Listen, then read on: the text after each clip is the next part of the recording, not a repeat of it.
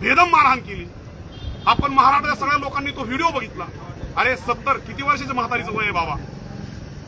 70 वर्ष दरम्यान असेल। 70 वर्षाची म्हातारी अबला रस्त्यावरून चालली असताना एक अशा प्रकारचा स्विंग करून वार तिच्यावरती केला जातो। एका वारामध्ये ती खाली कोसळते आणि त्यानंतर समोरचा एक हरामखोर नराधम, अरे तिच्या नातवाचं त्याचं वय असेल, परत माघारी येतो आणि अमानुषपणे तिच्यावर परत एक वार करतो। कुठं घेऊन चाललाय तुम्ही महाराष्ट्राला? काय साध्य करायचंय?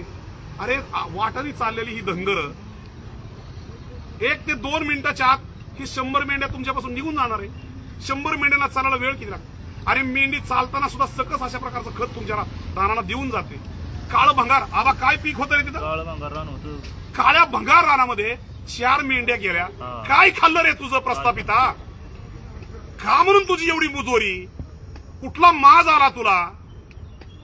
जर आम्ही नाही पिकवलं काय खातान? काय गाईचं शेण खाताल का? गाढवाची लीद खातान का? डुकराची विष्ठा खातान? काम तर तुम्हाला करायचं नाही। आयत्या बेळावरती नागोबा तुम्ही सगळं लुटून आमचं खाणार, सगळं ओबीसी आरक्षण तुम्ही पळवून दिलं आणि परत रस्त्याने जाणाऱ्या माणसांना धनगरांना तुम्ही मारणार। आबाची 17 वर्षाची पोर आहे, लग्नाला आलेली आहे, पण आपले आई वडील आपली आजी आजोबा शेतामध्ये त्या ठिकाणी आज ह्या गावातून त्या गावात जात असताना ती तरणी ताटी पोर त्या ठिकाणी आहे।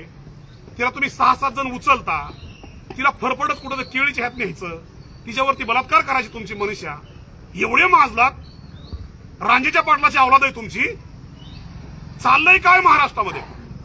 आणि म्हणून आज या ठिकाणी एक प्रातिनिधिक स्वरूपामध्ये धनगराचा राज्याचा नेता ओबीसींचा सेवक म्हणून मी आलोय। परंतु माझी राज्यातल्या जनतेला एक विनंती आहे की हा विषय आपण सर्वांनी गंभीरतेने घ्या आणि पोलीस प्रशासन, या जिल्ह्याचे पालकमंत्री, या जिल्ह्याचे एसपी कुलकर्णी साहेब, डीवायएसपी साहेब, पीआय माने साहेब, तुम्हाला बी विनंती आहे, जर तुम्हाला धनगराचं सुंबरान बघायचं नसेल, जर तुम्हाला होळकरी दंगा बघायचा नसेल, तर आज संध्याकाळी दिवस मावळाच्या आत ते कोण हरामखोर आहेत, ती कोण रांजेच्या पाटलाची औलाद आहे? कारण त्या व्हिडिओमध्ये आम्ही स्पष्ट बघतोय, पाटलाला बोलवा, पाटलाला बोलवा। काय पाटील काय तुझ्या आईवर सोडायचं आहे काय रे? कोण पाटील? काय करणार आहे पाटील येऊन? गरीब धनगर रस्त्याने चालले असताना पाटलाचं काय काम आहे तिथं? तुमच्या ह्या पाटीलक्यांमधून, तुमच्या ह्या माजामुळं, तुमच्या ह्या आरोगन्सीमुळं, तुमच्या ह्या दहशतीमुळं महाराष्ट्राचं सामाजिक चित्र बदललंय। महाराष्ट्र अशांत आहे, अस्वस्थ आहे, आक्रोशित आहे आणि हे आम्ही अजिबात चालून देणार नाही।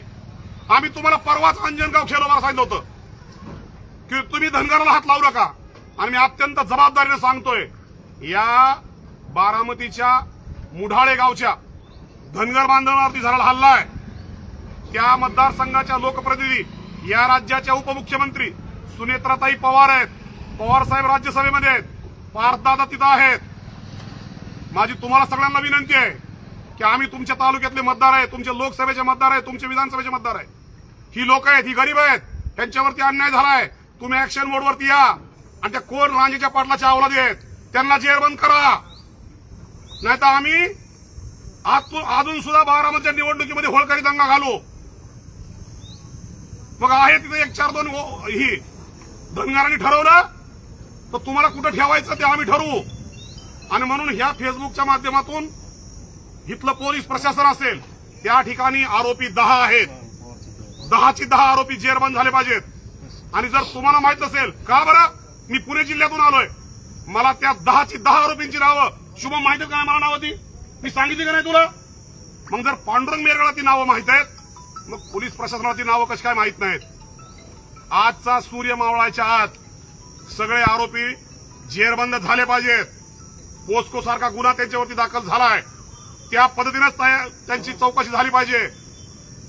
जर हे झालं नाही, अत्यंत जबाबदारीने सांगतो, बारामतीच्या प्रांत कार्यालयावरती, कारण हे कुटुंब बारामती तालुक्यातलंय, हे कुटुंब म्हणजे मुढाळे गावचं आहे आणि म्हणून करमाळ्यावरती नाही, पण बारामतीच्या पोटनिवडणुकीच्या आत मी उद्याच महाराष्ट्राची धनगर जमातीची ऑनलाईन बैठक घेणार आणि उद्याच महाराष्ट्राच्या धनगरी जमातीपुढे हा विषय ठेवणार आहे की मुढाळ्याच्या आमच्या धनगर बांधावरती, बारामती तालुक्यातल्या धनगर बांधावरती त्या ठिकाणचा लोकप्रतिनिधी महाराष्ट्राच्या विधानसभेमध्ये उपमुख्यमंत्री असताना, त्या बारामतीमधून 2 खासदार आणि 2 आमदार असताना जर आमचे धनगर बांधव असुरक्षित असतील तर बारामतीच्या प्रांत कार्यालयावरती आम्ही विराट अशा प्रकारचा या महाराष्ट्रातील उपेक्षित, वंचित, पददलित, ओबीसींचा, धनगर जमातीचा एक विराट मोर्चाचं आयोजन आम्ही करू. आणि म्हणून जबाबदारीनं जे जे घटक असतील त्या सर्व घटकांनी जागे व्हा, लवकरात लवकर कारवाई करा. नाही तर जर ही कारवाई उद्या सकाळचा सूर्य उगवायच्या आत सगळे आरोपी जेरबंद झाले नाहीत तर उद्याच एक राज्यव्यापी विराट मोर्चाचं बारामतीच्या प्रांत कार्यालयावरती नियोजनाची घोषणा मी उद्याच 12 वाजता करेन. त्यामुळे हा प्रश्न गंभीरतेने घ्यावा. तुम्ही अंजनगाव खेलोबाला बघितलेलं आहे. एकदा जर का धनगर डटून उभा राहिला तर तो मागं हटत नाही. आणि म्हणून महाराष्ट्रातल्या मेंढपाळांच्या पाठीमागं शिवाजी बनकर सर असतील, शुभम असेल, आमचा सतीश असेल, आमचा हर्षवर्धन बारावकर असेल, आमची सगळी राज्यामधून आलेली सगळी मंडळी असतील, अजून कुणी निघालेत, गोपीचंद पडळकर साहेबांनी आमच्या माऊली हळणवर आता एसपी साहेबांना सोलापूरमध्ये भेटतायत, कोण मुंबई मंत्रालयामध्ये कोण भेटताय, सगळ्या पद्धतीने चालू आहे. सकाळी माझं मुख्यमंत्री साहेबांनी सुद्धा बोलणं झालेलं आहे. आणि म्हणून मी सांगतो पोलीस प्रशासनाला, तुमचा ढिसाळपणा चालणार नाही. पोलीस स्टेशन पासून 15 किलोमीटरवरती गाव आहे. गुन्हा घडलेला 21-22 तास झालेले आहेत. आता भरपूर लाड झाले. हे लाड बंद करा. त्या हरामखोरांना जेरबंद करा. त्यांच्या मुसक्या आवळा, त्यांना जेलमध्ये टाका. एवढंच सांगतो. एवढं आजच्यासाठी पुरेसं आहे. जर कारवाई झाली नाही तर पुढचा विषय आम्हाला करावा लागेल. जय मल्हार.